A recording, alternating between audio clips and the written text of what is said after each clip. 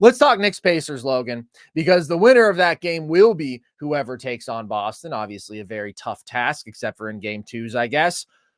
Another big win for the Knicks, not without some drama. OG Anunoby gets hurt in this game, strains his hamstring. Jalen Brunson is out for an extended stretch of the first half, but he comes back and delivers a really clutch performance in the second. What'd you take away from this Knicks win? Yeah, speaking of inexcusable losses, I felt the exact same way about this game for Indiana, man. This is a chance to capitalize. And I'm really disappointed in Indiana not capitalizing on the moment. Mitchell Robinson, we heard before this game, out the rest of the playoffs, man. That's a big change. OG Anunoby exits this game late, does not return. Jalen Brunson, as you mentioned, leaves for a portion of this game. And so my biggest issue with Indiana late was I wanted more effort and resistance on the glass. I thought that they just fell apart late, and the Knicks always step up to the challenge. When you need effort late, guess who's got energy? Them Knicks. I don't know how they do it. I don't know what Tibbs is putting in the water over there, but they got juice. They are ready to go until the buzzer. And in the final frame, they get out-rebounded. The Pacers get out-rebounded 12-6 on the glass. They get out-rebounded 5-2 on the offensive glass. You cannot allow that many extra possessions if you were Indiana in a tight ball game. My next issue, I need more from Pascal Siakam, man. I was really disappointed with Siakam in the entirety of this game, but I was more disappointed with him late. Overall in this game, he gives me 14 points, 9 boards, 2 assists on 7 of 18 from the field, 0 of 3 from deep. My issue, Carson, was when OG exits late. That's the toughest matchup that Siakam has been fighting all game. That's why he struggled, right? That's a tough matchup. OG Anunoby is strong. He is long. He's one of the best perimeter defenders in basketball. Like, it's a tough matchup. I sympathize with you a little bit, Pascal. My issue is when he goes out of the game, you got Josh Hart on you. You're consistently drawing a little bit of a mismatch. If it's a Chihuahua who's slower than you or they're leaving you wide open, he was clanging everything, man. And I thought he could have done a much better job of, picking apart mismatches and going to the hole and finding easy looks. Like, he was just off. He was missing everything, man. And the Pacers need more from him. They need more from Miles Turner. He goes 3 of 11 in this game and 0 of 2 from deep. I'm disappointed in this defense. Maybe my biggest issue, though, Carson, was they didn't go to TJ McConnell late. And I know that may sound a little foolish, but, dude, I thought McConnell was balling in this one and was consistently getting downhill and creating really easy offense for guys when nobody else was. Like, New York did not have an answer for McConnell, and consistently in these first 2 games have not. McConnell's killing him with the mid-range game. He's setting up easy points. He's getting paint touches. Like, I thought this was just an all-around gaffe by Indiana in the fourth quarter when this game hung in the balance, man. I need more from Siakam and Turner. I need more TJ McConnell minutes if your offense is stagnating. Like, guys, we get it. Indiana does not play defense, which means if your offense is struggling, you put in another guy off the bench who is really skilled and can do something. If that's McConnell, if it's Nembhard, if it's Nesmith, I don't know, man. Switch it up. Put somebody else out there that is going to give me good offensive minutes, and let's go get some buckets. Like, your offense cannot grind to a standstill when you were getting beat defensively, when you're getting beat on the glass, and when your stars aren't performing, man. This was a game that if Indiana wanted to be relevant in the series, wanted to make this thing close, they had to win, dude. A lot of things swung in their favor, and a lot of things swung in their favor in the fourth quarter, and I just don't think they executed, man. I'm really disappointed in Indiana for this loss. That's interesting to me that this is the perspective that you start with. I honestly would say that I was more impressed by what the Knicks did coming out with this one. I agree that Siakam has to be better. I expect him to be more aggressive, and I think OG's absence, we don't know how long that's going to be for, but I think we can pretty safely presume he's going to miss both games in Indiana. At the very least, he's already officially out for game 3. That puts a lot of pressure on Siakam to be aggressive. It also just presents problems for the Knicks because I think that they're going to have to start and play Precious a lot. Like, I just don't think you can go extended stretches with Josh Hart on Siakam. You need an athlete with the size to match up there. They don't even have another big wing on this roster. Can I give you a crazy Precious Achiuwa stat real quick? Sure.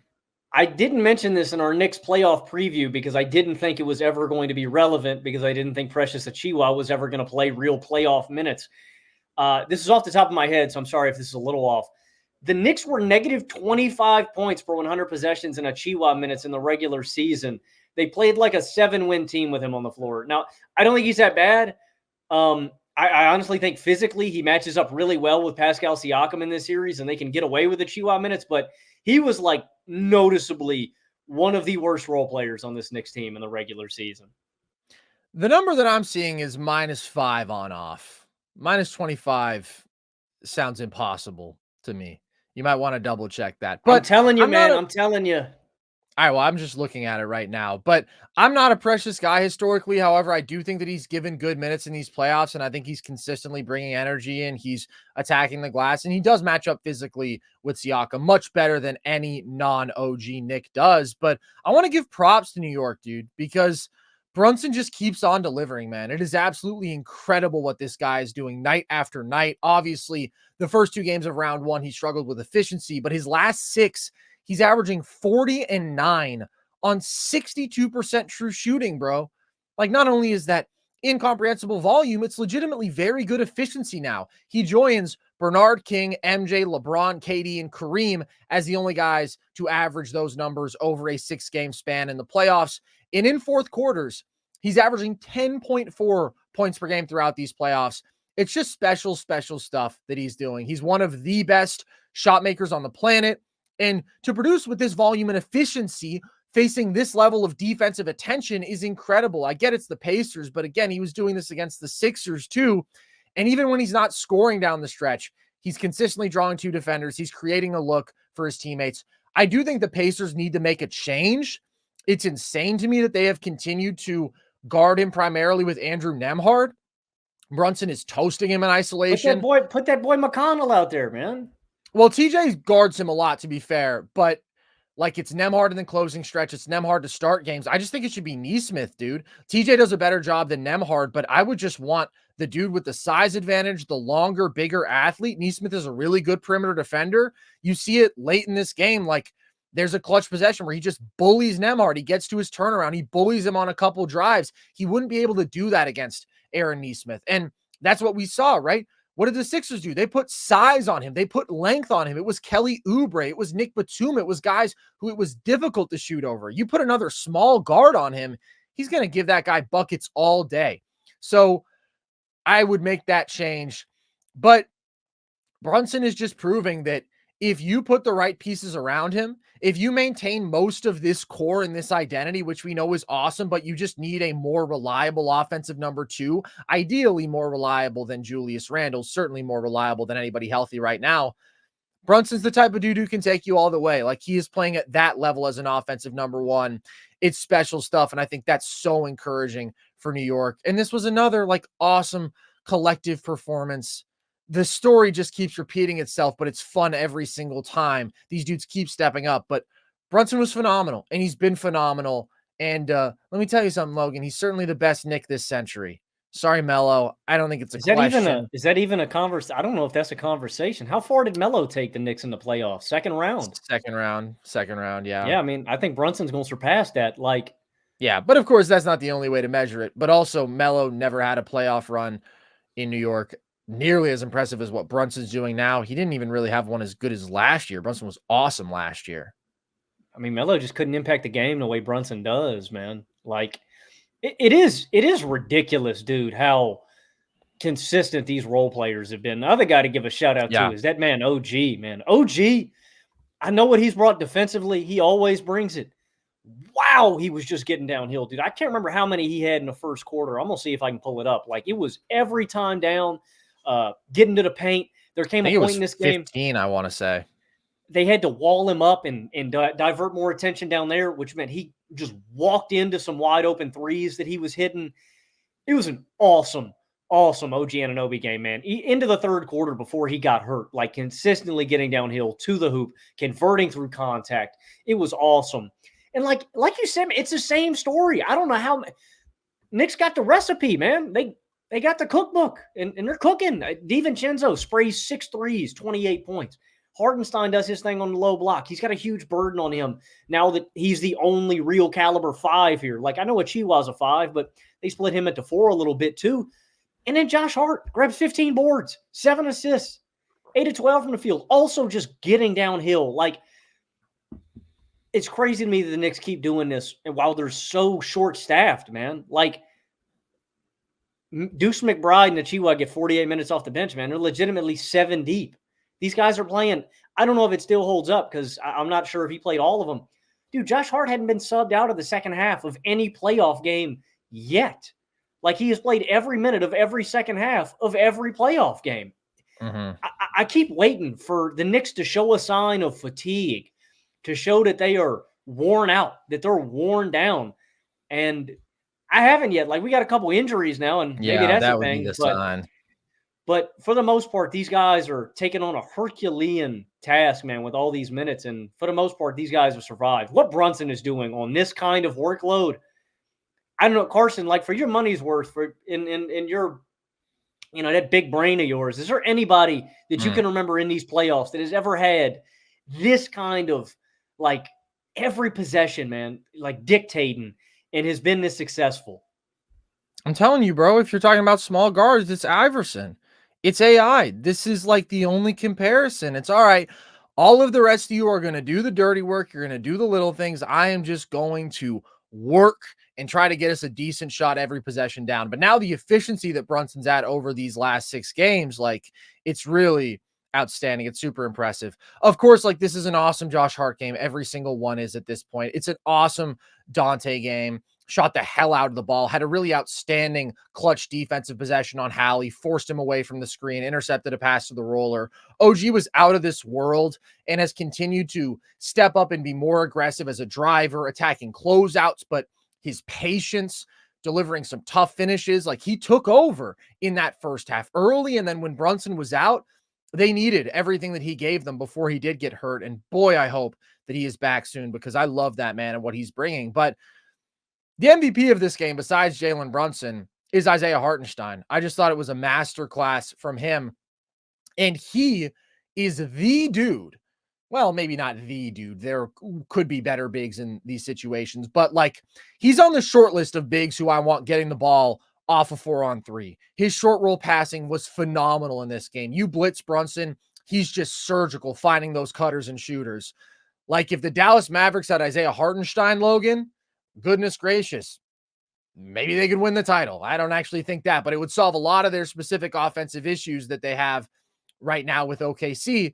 He's so great there. And he was running a lot of their offense, especially when Brunson was out. Handoffs, spotting cutters, just executing from the top of the key, creating those advantages. He was like a point center in this game.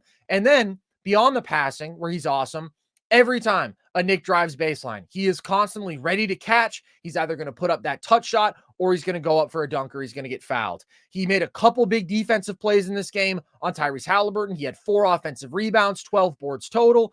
Like, he's just been so consistently great throughout these playoffs.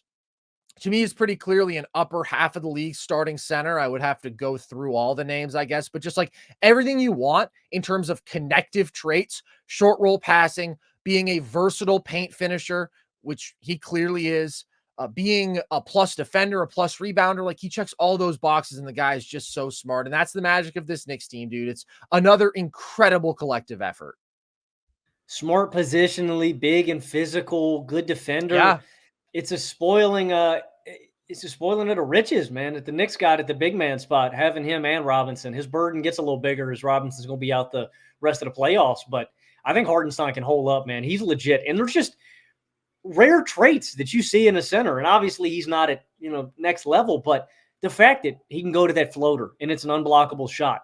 He's a legitimately great passer, like, in decision maker. Like, he's not Jokic, but he's a great passer. Like, it's crazy, man. The Knicks continue to break basketball molds, man. It shouldn't be possible. It shouldn't be possible. And yet here we are. The Knicks are likely gonna find their way on a trip to the conference finals. Does the Robinson injury or does the OG injury, does that change any of the dynamics for you moving forward in the series?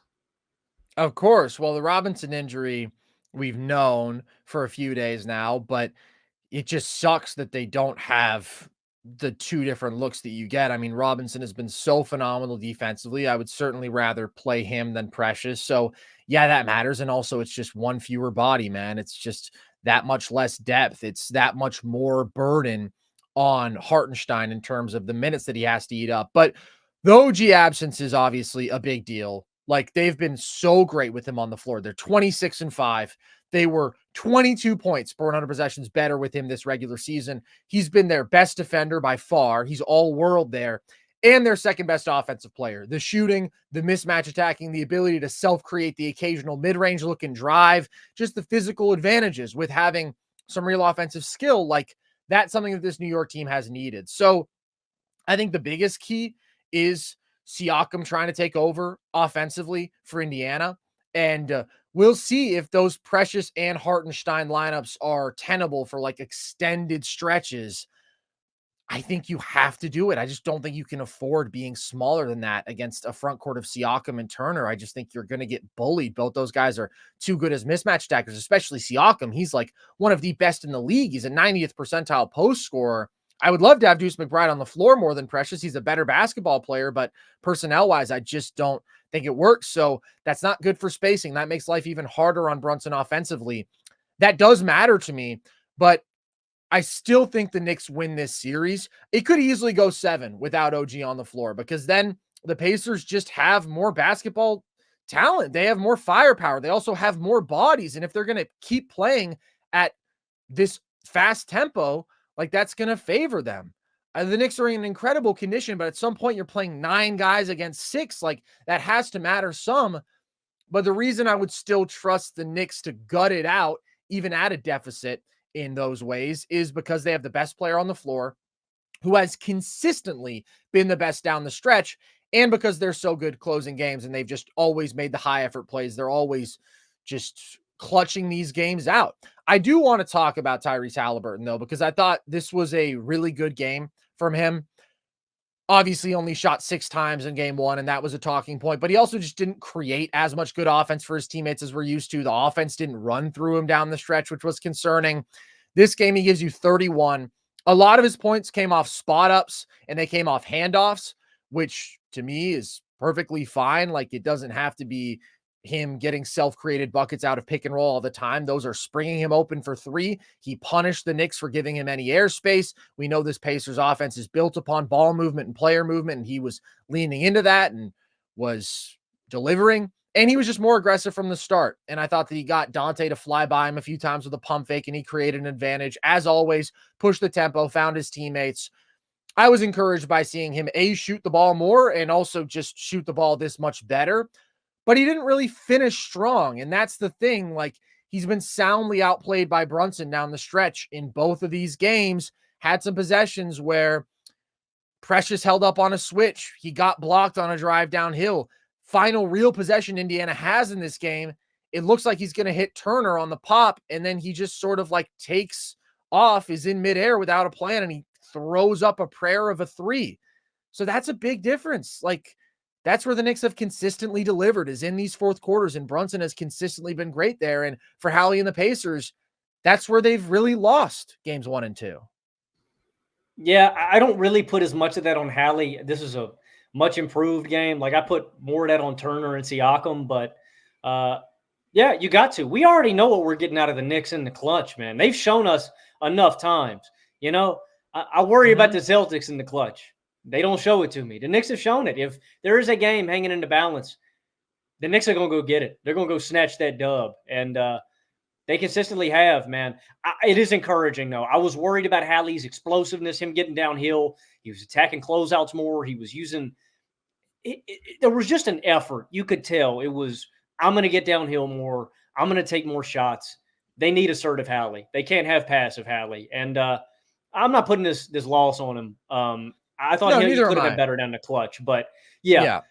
I think it is encouraging. We haven't seen this Hallie many games in these playoffs so far, and they need this guy. He's their best player, you know? It is encouraging. And with these injuries, man, I think you're right. I'm not going to flip on this series. I'd probably say Knicks in 6. I'd be shocked if the Pacers don't get them one of the next 2, man. I think they got to steal the game. Like, the offensive creation, the depth, them being without OG, it's game-changing. And the biggest guy is Siakam. I got to anticipate Siakam and Turner having better games without Robinson on the floor.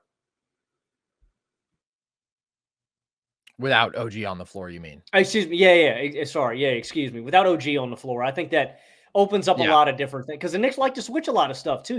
OG will switch on Miles. OG will switch on Siakam. Like just not having his presence here on the floor, I think is huge, and I think it'll open up a lot more for Indiana offensively. Yeah, I honestly might worry more about what it does for the Knicks offense. Just now having two non-floor spacers out there at all times. Like you got to keep up with Indiana no matter what. You can only slow them down so much. So that is going to be a potential challenge for them. I agree. It was a better Hallie game. And more than anything, like just seeing him shoot like this is encouraging because this is a special shooter of the basketball who just hasn't been that post All-Star break. So I'm not saying that this is just going to flip things on its head. And I still think Hallie's been a really good offensive player overall because he just creates advantages. Defenses still treat him like he's a scoring threat. He makes the right pass every damn time, but he hasn't been the dude who he's supposed to be. He hasn't been like the offensive supernova he was early in the year. He hasn't even really been close to that. And I don't expect to see that, but this was a step in the right direction. And I do just want to shout out the Pacers supporting cast offensively. Andrew Nemhard, giving you 14 and 5 on 67% true shooting in these playoffs. Awesome shooter, legit secondary creator, gets to the mid ranges, nails there, has consistently delivered in big moments for this team.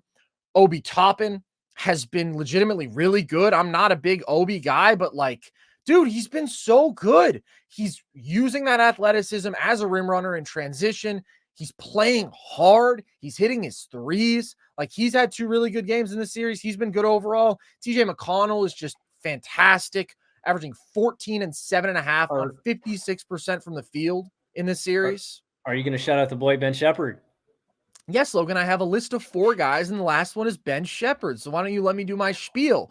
But TJ is just so impressive, carving his way to where he wants on drives. He's really quick, pushing the tempo, so unselfish, always makes the right reads. And then Ben Shepherd has been good. He's been knocking down his shots through 2 games, and he's been bringing energy. So those guys are all doing their jobs on offense, and that's the thing, right? Like they can go 9 deep with quality offensive players, and that's why it is tough to take games from them when you're as shorthanded as the Knicks are. But at the end of the day, if it comes down to gutting out games, give me the team with Jalen Brunson and the just unparalleled dog factor that the Knicks have. But I do think that this series is going to be really, really tight, especially without OG on the floor. Like that just sucks. And obviously you need him back for the conference finals because he's your second best player by far. So impactful, star level impact, whether or not the box score reflects that.